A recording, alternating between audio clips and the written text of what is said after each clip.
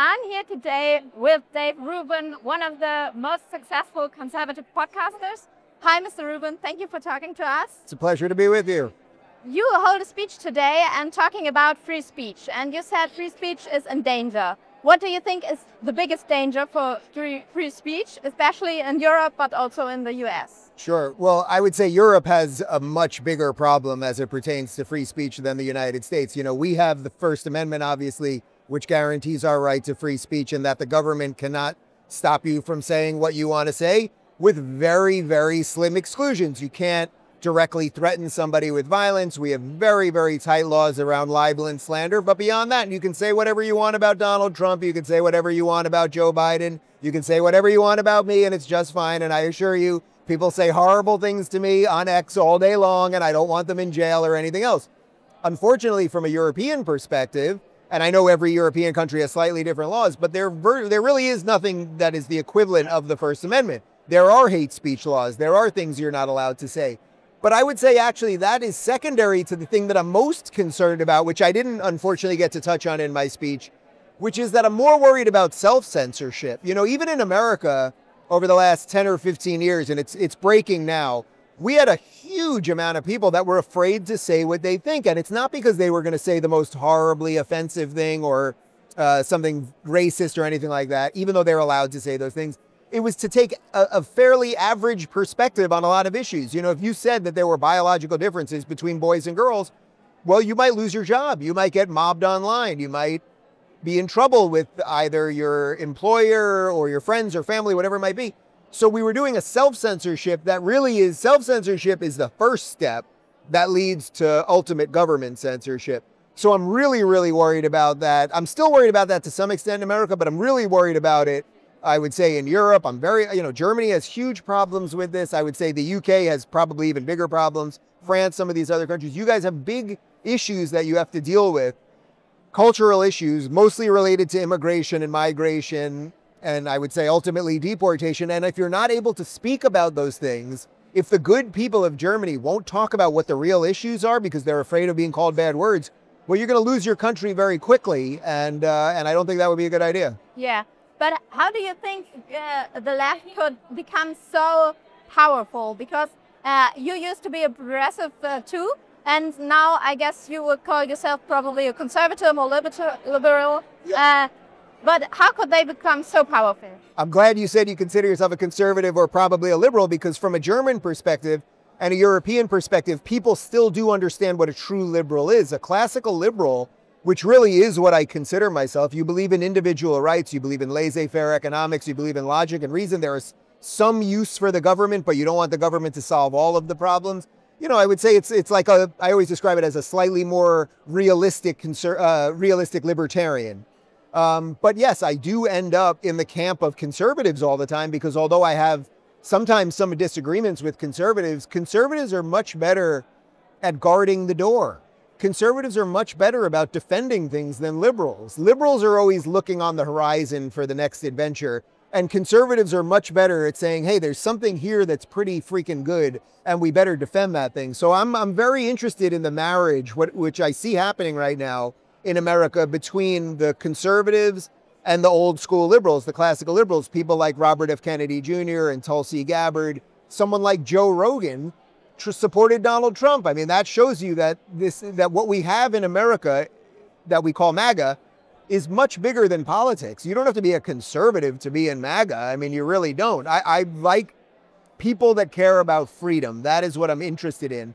And to your question specifically, I mean, the progressives, for as horrible as I think they are and how many horrible things I could say about them, you have to give them credit. They were able to basically destroy a political party. They've destroyed the Democrat Party. They've completely taken it over. And they were able to basically infiltrate the media, infiltrate the colleges and the institutions. And they've done an incredible amount of damage to America. So I don't like the damage that they've done, but I'll give them credit for doing it.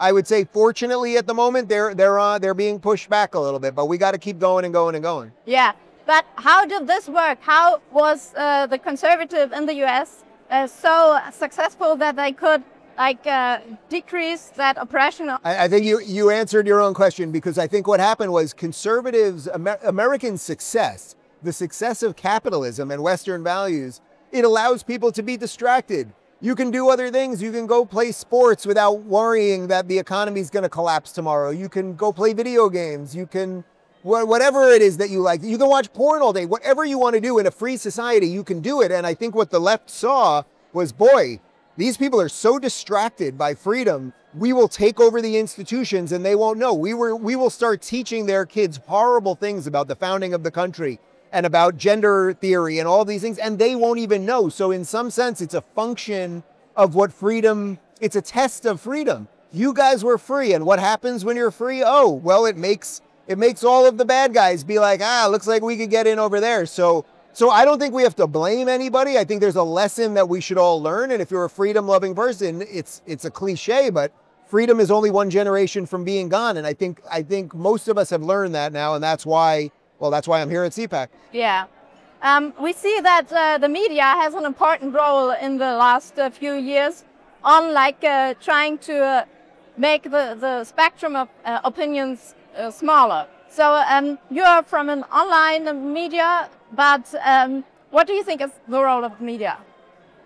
Look, it's sort of connected to the previous question. The media could lie about a lot of things, and I think most Americans would be okay with it, but they chose to lie about almost everything.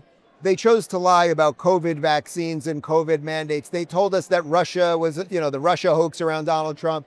They lied about very fine people on both sides in Charlottesville. They lied and lied and lied about so many things and told us that half the country was racists and white supremacists, that eventually you pushed people that were apolitical. COVID's the best example of it because I lived in California during COVID and we had unbelievable draconian lockdowns during COVID, obviously. And when I would go to rallies to open up the state, most of the people that I met there were not conservatives. They were liberals, they were Democrats. And a conservative is just a liberal mugged by reality. These were people who were just going about their life. Next thing you know, the authoritarian government smacks them down and suddenly they're like, maybe those Republicans aren't so evil. So I think that the broad coalition that we have right now of these Republicans and sane Democrats coming together, it really is the model that I would love to see happen across Europe too. I can't sit here and pretend that I'm familiar with every little piece of German politic, but if the good liberals of Germany can find the good conservatives and push the Islamists and the Marxists and maybe to whatever extent there's a far right that actually has a racial connotation to that, if you can push that to the side, that's probably most of the people. Yeah. What's your view on the Trump administration so far? Do you think they are doing good things, or are there some things you see critical? I think it's been as good as it possibly could be. I really do. And I did not even support Donald Trump during the primary. I'm a Florida guy and I thought Ron DeSantis was ready for a shot at the presidency, but I'm thrilled that Donald Trump is the president. I'm thrilled that Ron DeSantis is my governor. So I ended up with the best of both worlds as a Floridian. But there's not much that I think Donald Trump's doing wrong. Look, we closed the border. That's what he promised doing. He's redoing all of these crazy trade deals. Everyone's taking advantage of America. I don't blame everybody for taking advantage of America. I blame America for allowing it to happen. He's getting the woke stuff out of the schools. Maybe this bill that they're trying to pass now, they're calling the big, beautiful bill, it might have too much spending in it, maybe. But I'm willing to give him a little bit of grace on that. I think overall, especially what he did with Doge and exposing some of the government corruption, I don't know that you could have asked any more of a guy in, basically half a year, not even. Yeah. Talking about Doge, one big thing of the Trump administration is fighting against the deep state. What do you think is the solution from a conservative liberal perspective? Should we rather try to build our own NGO complex, or should we rather to try to destroy all the NGOs, all the state media? Yeah, I think you have to do largely what Elon did, which is you have to expose a lot of the NGO nonsense and the idea that USAID was taking American taxpayer dollars, funding these NGOs that were doing insane things. I mean, trans comic books in Panama, just absolutely absurd things. You have to expose that, and hopefully, as the money dries up, most of these organizations will just disappear. I don't know that we need more conservative NGOs or more conservative nonprofits. I think we need competent governance. I think, and that's the part of the bill right now that I like. I think if you just keep cutting taxes, cutting regulation, getting the government out of the way, build the wall, do things that need to be done. Again, I said I don't believe in no government, so there's certain things the government should do, but try to give as much power back to the people, and then the need for those NGOs will kind of disappear. So I think that's probably the best way. Yeah.